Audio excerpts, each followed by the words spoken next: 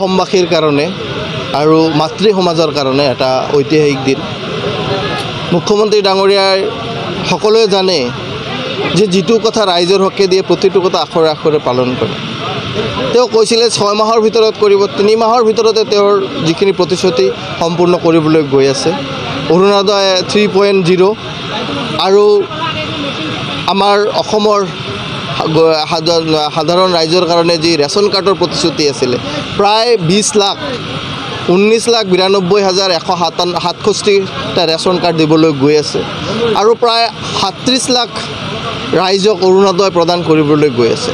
তেনে ক্ষেত্ৰত মহিলা সমাজক স্বাৱলম্বী কৰাৰ কাৰণে, নিজৰ ভৰিত থিয় দিয়াৰ কাৰণে, নিজৰ সৰু সৰু সমস্যাৰ কাৰণে যাতে নিজৰ স্বামীৰ হাতত পইচা বিচাৰি হাত পাতিব নালাগে, তাৰ পৰা পৰিত্ৰাণ দিয়াৰ কাৰণে মুখ্যমন্ত্ৰী ডাঙৰীয়াই মহিলাসকলক আগুৱাই লৈ যোৱাৰ কাৰণে এই আঁচনিবোৰ লৈছে।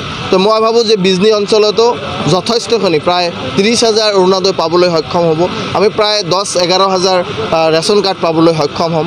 যোৱাটো বছৰত আমি 45,000 ৰেচন কাৰ্ড দিবলৈ সক্ষম হৈছোঁ আমাৰ বিজনী সমষ্টিত। তেনে ক্ষেত্ৰত মই ভাবোঁ যে আমি যদি 10-12 হাজাৰ আৰু দিব পাৰোঁ, আমাৰ ৰেচন কাৰ্ডৰ অভাৱবোৰ নাথাকিব। সকলো নিজৰ ফেমিলিত হয়তো 4জন ভাই আছে, তেওঁলোকে এতিয়া ছেপাৰেট হৈ তেওঁলোকে সংসাৰ কৰিছে, তেওঁলোকেও ৰেচন কাৰ্ড এপ্লাই কৰিব পাৰিব। আমি ছেপাৰেটকৈ ৰেচন কাৰ্ড দিয়াৰো ব্যৱস্থা আমি ৰাখিছোঁ।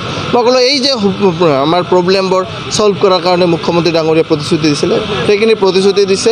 প্ৰতিশ্ৰুতি ৰক্ষা কৰাৰ কাৰণে মুখ্যমন্ত্ৰী ডাঙৰীয়াক মই ধন্যবাদ আৰু কৃতজ্ঞতা জনাইছোঁ বিজনীবাসী অসমবাসীৰ হৈ। ধন্যবাদ।